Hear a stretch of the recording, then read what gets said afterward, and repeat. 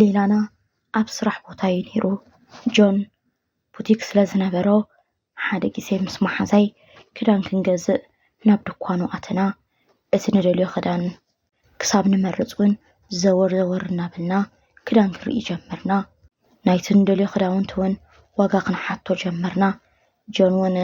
ንዓኽ እንዳኣ ክንድዚ እናበለ ብጥዑም መልሓስ ንኽእምነና ፃሕረ። መሓዛይ እውን ቁሩብ ድፍር ኢላ ስለ ዝነበረት ዋ ከቢሩ ወላ ንዓኻ ዲና ሒዝናካ ክንከይድ እናበለት ክትምልሰሉ ጀመረት። ንሱ እውን ንዓይ ደኣ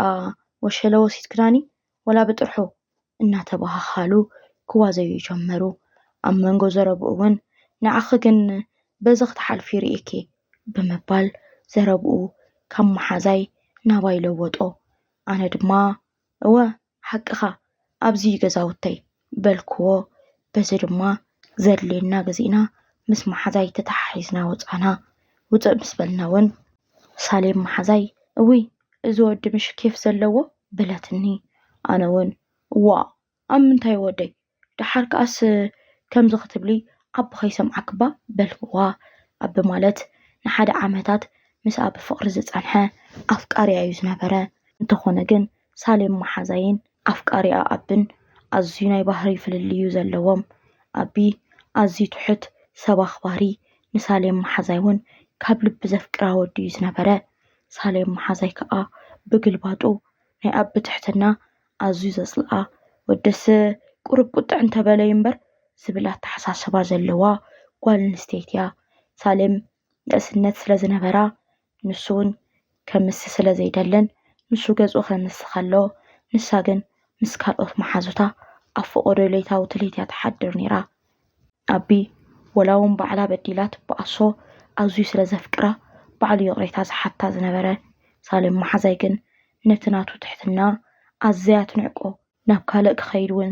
ኣይትደልዮን። ምስ ካልእ ጓል ብፍጹም ክትሪኦ ኣይትደልን። እንተኾነ ግን ብዑዕ ዕግብቲ ስለ ዘይነበረት እውን ንዝረኣየቶ ወዲኣ ተደንቕ ዝነበረት። ኣቢ ከይሰምዕ ንዝብል ሕቶይ መልሲ ከይሃበት እውን እዋይ መሓዛይ ናብዝስ ካልኣይ መዓልቲ ክንምለስ ኢና በለትኒ። እዋ ንስኽ ክትምለስ ትኽእል ኢኺ ኣነ ግን ኣይምለስኒ በልክዋ። ኩሉ ግዜ ምስ ሳሌም መሓዛይ ኣብ ዝተረኸብናዮ ኣቦ ወዲ ከም ዘይትረክበ ኸረድኣ ዝፍትን። ንሳ እውን እናፈለጥካ ክፋእ ምስራሕ ይስርሓ። ኣቲ መሓዛይ ሓቂ ኢኺ በዓል ኣቢ ንሓዳር ጥራዮም ዝኾኑ ንከፋት ኣይኮኑን እዮም ብምባል እያ ትምልሰለይ። ናይ ጆን ምሰል ዓለትለይ እውን ከም ቀደም ናይና ተዘራሪብና ከም ዘይትሰምዐኒ ስለ ዝፈልጥ እውን ከምዚ ኢልክ ግን ክሳዕ መዓስ እዩ ብምባል ስቕበልኩ። እቲ ዝገርም ግን ቅድሚ ንሳ ምርካባ ጆን ኣብ ጥቓ ገዛውተይ ስለ ዝነበረ ቅድሚኣ ኣነ ይረኺበዮ። ናይ ሞያ ትምህርቲ ይመሃር ስለ ዝነበርኩ ግድን ብጥቓ ድካውን እየ ዝሓልፍ ዝነበርኩ። እንተኾነ ግን ቅድሚ ሕጂ ስለ ዘይፈልጦ ድሓር ግን ክንገዝእ ምስ ከድና ብጥቓ ድኳነይ ተሓልፊ ኢኺ ስለ ዝበለንን ኣብ ጥቓ ድኳኑ ክበፅሕ ከለኹ ልክዕ ዝፈልጦ ሰብ ከም ዘለኒ ከስተውዕል ጀመርኩ። ሓደ ግዜ እውን ከም ቀደመይ እናሓለፍኩ ተራኸብና እሞ ኣነ ከምዛ ዘይፈልጦኮ ክሓልፍ እንተፈተንኩ ንሱ ግን ኣብ ቅድመይ ጠጠው ብምባል ከልከለኒ እሞ ንፋለጥ ዲና በለኒ። ኣነ እውን ከምዛ ዘይፈልጦ እንድዒ በልክዎ። ዋ ናይ ብሓቂ ዲኺ በሊ ምስ መሓዛኺ ክዳን ክትገዝኢ መጺኺ ምስ በለኒ ዘረብኡ ከይወድአ ዋይ ዘኪረካ ከምዛ ጠፊእኒ ዝጸንሐ ክመስል ፈተንኩ እምበርከ ናይ ብሓቂ ረሲዕክኒ በለኒ። ኩርዕርዕ እናበለ እወ ሓንቲ መዓልቲ ጥራይና እኮ ተራኺብና እዚ ኸማን ምስ መሓዛኺ ስለ ዝበልካኒ ዘኪረካ በልክዎ። ንሱ እውን ኣነስ ስርሐይ ኢለ ዝርእየኪ ከም ሓደ መምህር ስም ተምሃሩ እዩ ዝፅውዕ ሎሚ ደኣ እንታይ ኮይና ተሪፋ ሎምስ መፅያ ክብል ዝከታተለኪ። ናይ ኣዘራርብኡ ክእለት ኣዝዩ ስለ ዝገረመኒ እውን ኣታ ክንደይ ትዛረብ ኢኻ ኢለ ሰሓክዎ። ኣነ ደኣ እሞ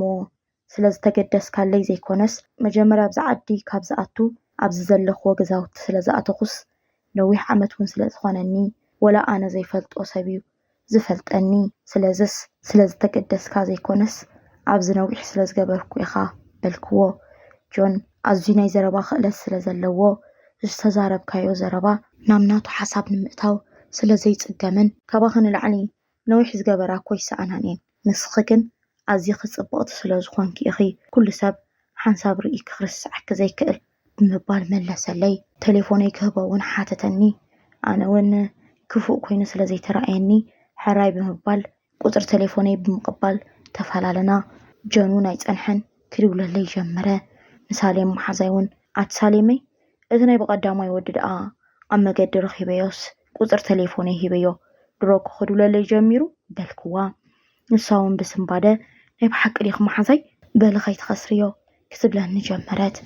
أنا ون فقر دوس إلكا غينو كفقروكو ألني بالكوا تالي محزايكن اسك عين خفتي كابزن اللعل ودي أبيك ترخب إخي بلتني أنا جن حوي كاب كندا بروسسي جبر لي سلازنبرن كي تحفرني كساب نبزي أتمتي والحنت أيليكنيو يبلن سلازنبرن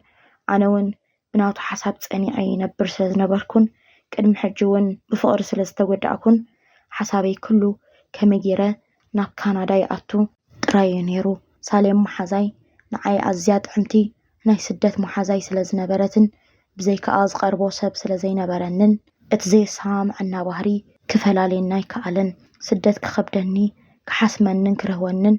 أبقوني يانيرا بزرب ما عزيز فتوى سلازونون كل كيزيات حتني حاد كيزيون كم أبلا نايجون قدايك بلت النمو أنا خأب مقرام انتاي دازا قداي صغيد كلا بالكوا أتنسغس معاش خسبت خواني نسنت كن ملكع كن دقا نمعاسكو خنكيو إنا بلد كتلا قد اللي جمرات أنا وانا بلا حدش نقر يلن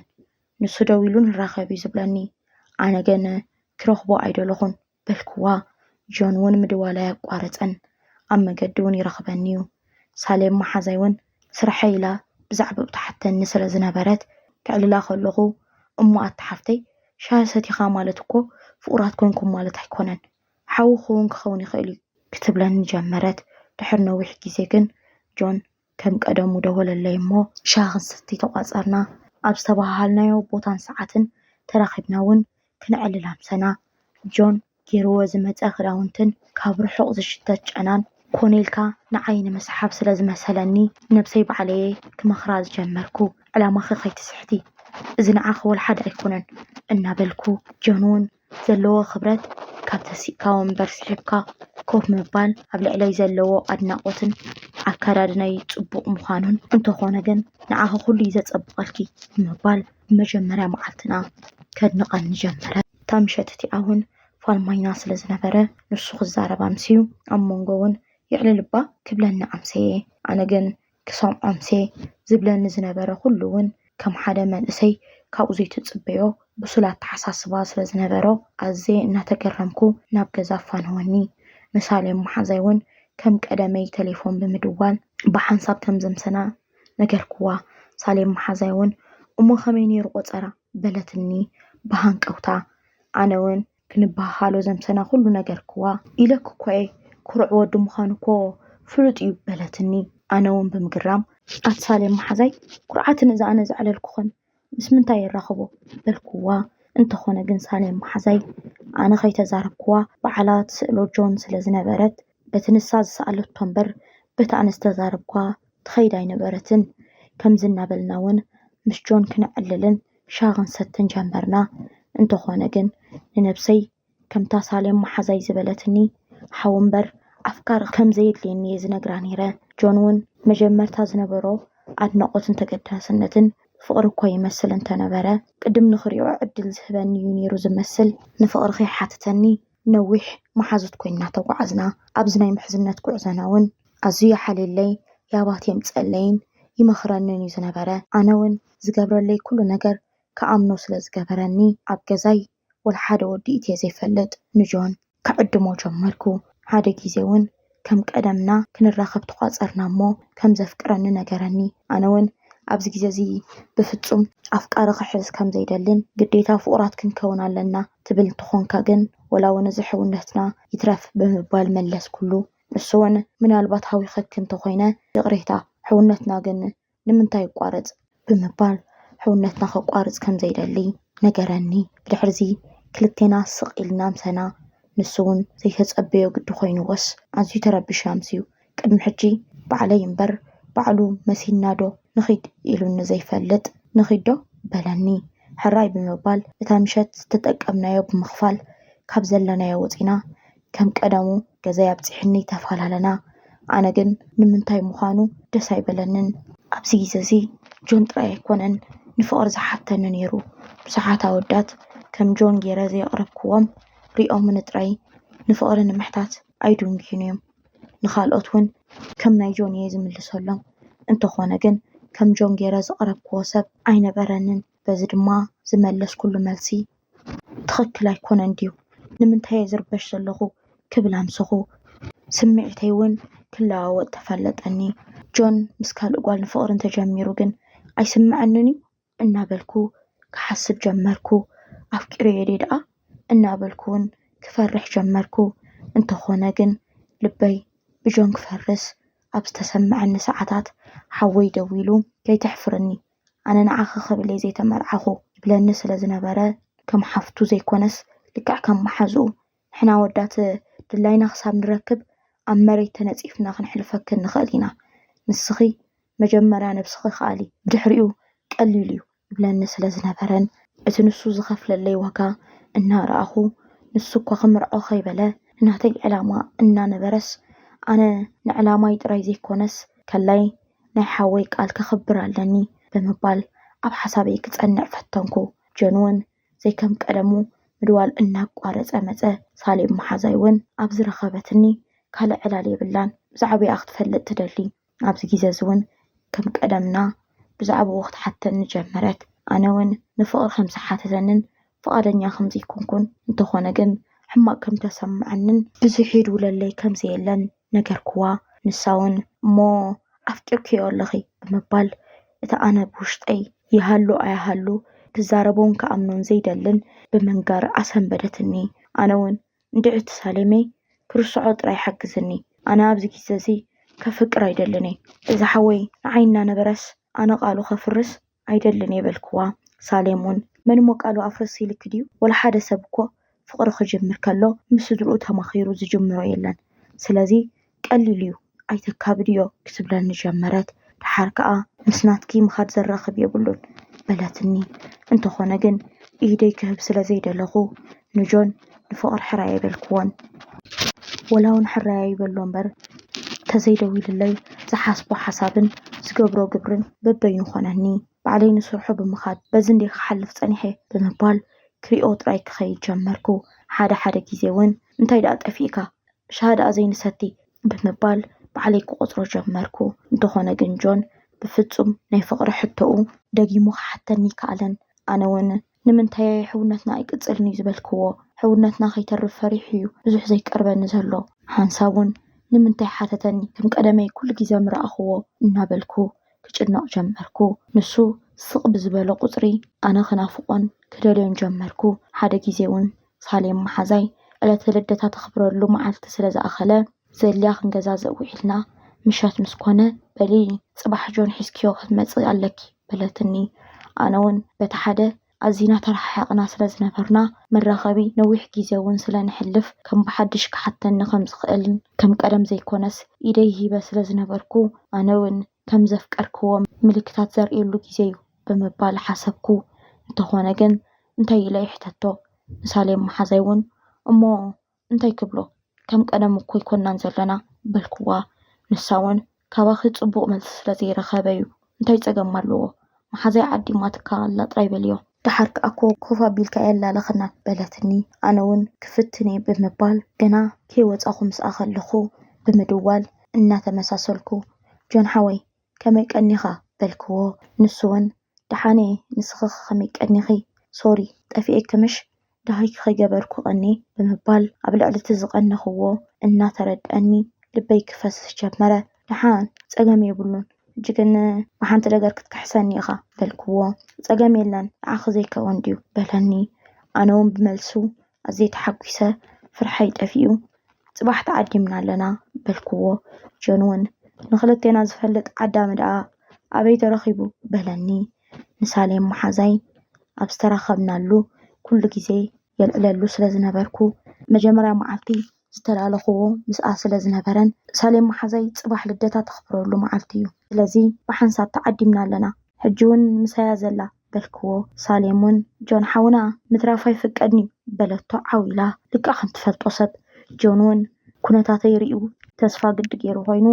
እምብኽብል ኣይከኣለን ራይ ፀገም የለን ብምባል ካብኡ ወፂአ ክድውለሉ ምዃነይ ተሰማሚዕና ቴሌፎን ዓፀናያ ድሕሪ እውን ወፂአ ደወልኩሉ ጆንውን ከመይ ቀኒኺ ኢሉ ፅቡቅ ገይሩ ድሕሪ ሰላምታ ምልውዋጥ ክሳብ ዝረኽበኪ ክናፍቐኪ በለኒ